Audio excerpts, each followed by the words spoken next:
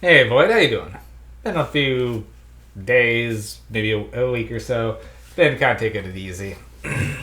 Been tough to get up to sit in front of the camera and talk to y'all. But back at it. Gonna try to clear out the backlog I've been getting again. But at least I think pretty much everything has been confined to A. So away we go. All right. Well, back on my Abbott and Costello kick, we have Abbott and Costello meet the Keystone Kops. Ooh.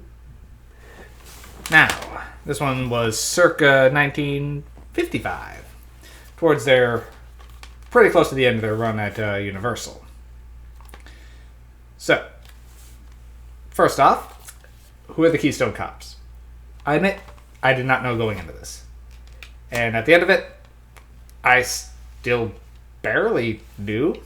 Especially it didn't help with the fact that the Keystone Kops themselves factor into maybe the last 10 minutes of the film. Maybe even the last 5. And considering the film runs all, it doesn't say on there, all of 80 minutes. I guess that's a portion. Okay, well, Keystone Kops are a silent film era police force, bumbling cops, do the typical silent movie exaggerated movements. They were big in like the 30s and 20s, but they had a couple appearances. They'd go away. They'd make a resurgence. They'd go away, but even now in the 50s, they're more than 20 years past their prime. They're trying to do another resurgence, and I just don't think it was really clicking. Though they had to have a couple of people from the original run that played a few side characters in this, but the actual Keystone Kops that appear in this weren't the actual Keystone Kops. It was essentially some reenactors for them. Okay, so Abbott and Costello meet the Keystone Kops doesn't really focus about them meeting the Keystone Kops. It focuses with them buying a movie studio. So, however, in buying a movie studio, it turns out they didn't actually buy a movie studio. They were flim-flammed out of $5,000.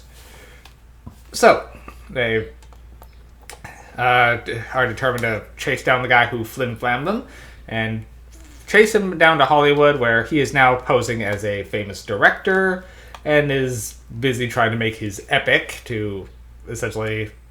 his going straight is involving him swindling his way into a directorial role to try to make legitimate money that way, along with his femme fatale partner. Well, Abbott and Costello bumble into catching up with this and mistaking his film shoot for a real-life chase incident. They get caught up in it, but the producer loves them and decides to make them stuntmen.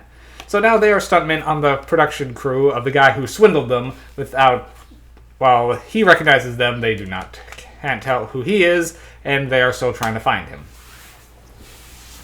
And, well, after a while they start trying to get evidence. Once they do figure it out, they start trying to get evidence that the two are one and the same, and shenanigans ensue. How do the Keystone Kops factor into all of this? Not at all. Essentially, finally when we had the last 5 minutes when the con man has been exposed, a big chase scene bursts out. Abbott and Costello see some cops, and essentially, dressed as cops themselves, tell them to go get them, and the chase scene begins involving the Keystone Kops. So yeah, they barely factor into this. So judging this movie by the title alone, not working. However, that said, I actually did find this movie very funny. This one was... some great antics, particularly this bit where the